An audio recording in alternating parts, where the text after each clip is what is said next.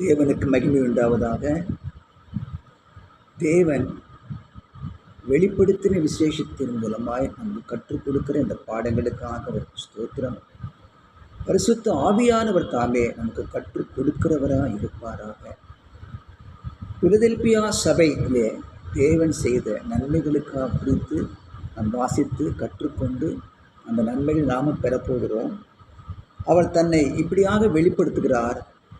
பரிசுத்தம் உள்ளவரும் சத்தியம் உள்ளவரும் தாவீதின் திறவுகோலை உடையவரும் ஒருவரும் பூட்டக்கூடாதபடிக்கு திறக்கிறவரும் ஒருவரும் திறக்கக்கூடாதபடிக்கு பூட்டுகிறவருமா இருக்கிறவர் என்று சொல்லுகிறார். நம்முடைய வாழ்க்கையில் ஒரு திறந்த வாசலை வைத்திருப்பார். அது யாரும் மூட முடியாது. பிசாசு என்னதான் நம்ம இடத்துல வந்தாலும் அதை தடுத்து போடுகிறவராக இருக்கிறாரு என்று வாசிக்கிறோம். 8ஆம் வசனத்தில், 3ஆம் அதிகாரம் 8ஆம் வசனத்தில், உன் கிரியைகளை அறிந்திருக்கிறேன், உனக்கு கொஞ்சம் பலன் இருந்தும் நீ என் நாமத்தை மறுதலியாமல் என் வசனத்தை கை கொண்டபடியினாலே இதோ திறந்த வாசலை உனக்கு முன்பாக வைத்திருக்கிறேன், அதை ஒருவனும் பூட்ட மாட்டான்.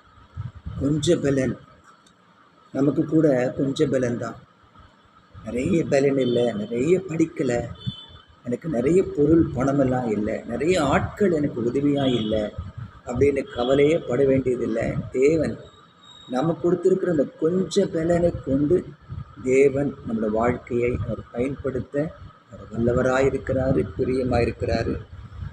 அந்த 10ஆம் வசனத்தில் என் பொறுமையை குறித்து சொல்லிய வசனத்தை நீ காத்து கொண்டபடியால் பூமியில் குடியிருக்கிறவர்களை சோதிக்கும்படியாக பூச்சக்கரத்தின் மேல் எங்கும் வரப்போகிற சோதனை காலத்துக்கு தப்பும்படி நானும் உன்னை காப்பேன்.